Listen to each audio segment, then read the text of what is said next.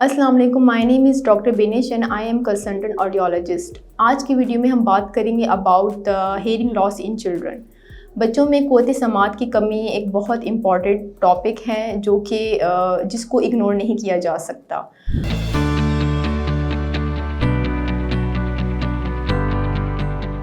बच्चों में early identification of hearing loss जो कि अर्ली डायग्नोसिस होती हैं वो बहुत ज़रूरी होता है। जब बच्चा पैदा होता है आप उसके बच्चों को ऑब्ज़र्व करते हैं कि बच्चा आया सुन रहा है या नहीं सुन रहा। वो उसमें डिफरेंट किस्म के चीज़ें आ जाती हैं। लाइक आप बच्चों को क्लैप करते हो, वो आपको पीछे से मुड़ के नहीं देखता। बच्चा सोया हुआ होता है, बहुत ज़्यादा शोर शराबा होता है, बच्चा उससे जागता नहीं है। तो ये कुछ चीज़ें हैं जिसको आप ऑब्ज़र्व करके इस बात का पता लगा सकते हैं कि आया बच्चे को लॉस है या नहीं है। ये तो जस्ट ऑब्ज़र्वेशन के पॉइंट ऑफ व्यू से है।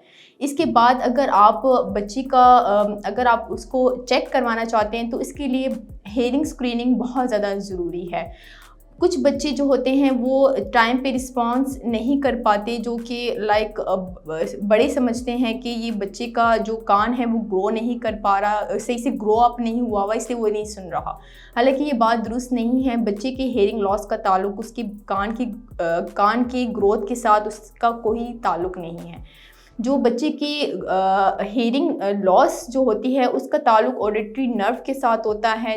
जो नर्व होती है बच्चे की वो सही से आवाज़ों को पिक नहीं कर पाती, जिसकी वजह से समात में कमी होती है।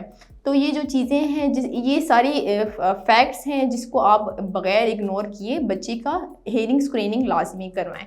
हेयरिंग स्क्रीनिंग में हमारे पास कुछ टेस्ट होते हैं जिसमें ओईज़ आता है, ABR आता है। ओईज़ जो होता है वो ऑटिस्टिक एमिशन जिसको बोलते हैं, वो अर्ली स्क्रीनिंग है। जब बच्चा पैदा होता है आप उसको 3 मंथ्स की एज से उसको आप हेयरिंग स्क्रीनिंग करवा सकते हैं। लगता है बाजार के खाने बहुत खाते हो। जी डॉक्टर साहब, मैं ये मेडिसिन प्रिस्क्राइब कर रहा हूँ, वो आप ले लेना। अब कोई भी मसला हो तो मरहम से डॉक्टर की ऑनलाइन कंसल्टेशन बुक करो, क्योंकि डॉक्टर से बात होगी अब घर पर। हेयरिंग एक बहुत इंपॉर्टेंट रोल प्ले करती है बच्चे की cognitive, linguistic and social development में। इसमें ये होता है कि अगर बच्चा सही से सुन नहीं पाता, क्योंकि बच्चा तो छोटा होता है, वो अपना मैसेज कन्वे नहीं कर पाता, तो वो पेरेंट्स का काम होता है बच्चे को ऑब्ज़र्व करना कि बच्चा सही से रिस्पॉन्स कर रहा है या नहीं कर रहा।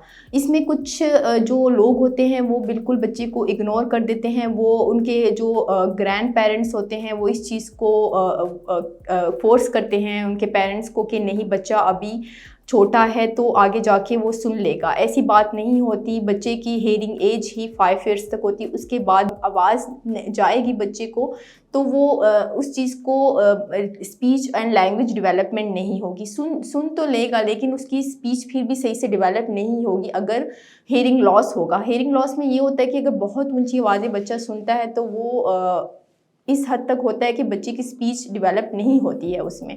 तो ये होता है कि अगर आपके बच्चे का अर्ली एज में टेस्ट हो जाता है, हेयरिंग स्क्रीनिंग हो जाती है, हेयरिंग लॉस का पता चल जाता है कि कितना है कितना नहीं है, या बच्चे को लॉस किस टाइप का है, तो उससे बच्चे की जो फ्यूचर है वो हेयरिंग के हवाले से और उसका करियर सेफ हो सकता है। तो ये जो ग्रैंड पेरेंट्स होते हैं वो इस चीज़ को लेके चलते हैं कि बच्चे के कान की ग्रोथ अभी नहीं हुई तो वो आगे से सुन लेगा।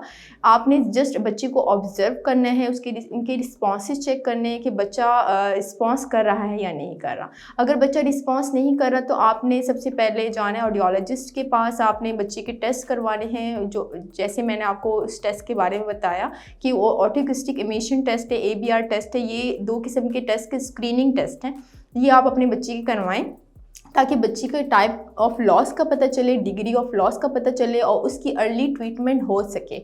और ट्रीटमेंट के बाद आहिस्ता आहिस्ता उसकी स्पीच एंड लैंग्वेज जो है डेवलपमेंट भी हो जाती हैं, और साथ साथ जो है बच्चे का जो एजुकेशनल पॉइंट ऑफ व्यू है, जो बच्चे के आगे ट्रेनिंग होती है, ऑडिटरी ट्रेनिंग होती है, वो भी बच्चे के साथ साथ चलती है। स्पीच थेरेपी होती है, ऑडिटरी ट्रेनिंग होती है, तो वो बच्चा फिर अर्ली ट्रीटमेंट में अपने आप को आगे मतलब कि काफ़ी हद तक उसकी इम्प्रूवमेंट हो सकती है। अगर आपके कुछ क्वेश्चंस हैं तो आप कमेंट सेक्शन में मुझसे पूछ सकते हैं। और आप अगर मुझसे अपॉइंटमेंट बुक करवाना चाहते हैं तो आप मरहम के थ्रू मुझसे अपॉइंटमेंट बुक करवा सकते हैं।